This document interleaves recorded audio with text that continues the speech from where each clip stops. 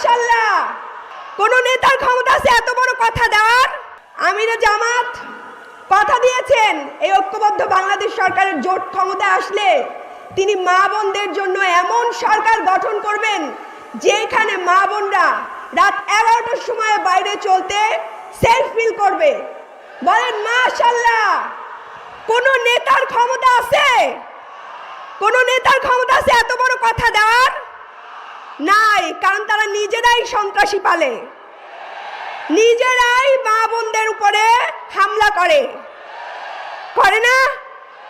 বিভিন্ন জায়গায় নারীদের হিজাব টেনে খুলে ফেলে।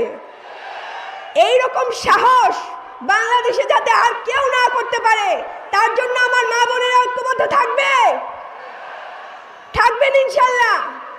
আপনাদের গায়ে কেউ হাত দিতে আসলে, আপনাদের হিজাব টেনে কেউ খুলে ফেলতে আসলে আপনারা একজন শত শত নারীরা পথে নেমে যাবেন।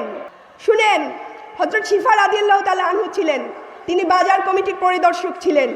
ইসলামে কোথাও নারীদেরকে পিছিয়ে রাখার কথা বলা হয় নাই, বরং যারা জানে না ইসলাম, বরং যারা ওই একটু আগে বলে গেছেন যে আয়েশা রাদিয়াল্লাহু তাআলার কে নিয়েও তারা মিথ্যাচার করছে, জানেই না, ইসলামের সম্পর্কে ন্যূনতম ধারণা তো নেই, না থাকার কারণে এই যে উল্টাপাল্টা কথা বলছেন এবং নারীদেরকে নিয়ে এমন কথা বলছেন যে ইসলামকে ভুল প্রমাণিত করছেন।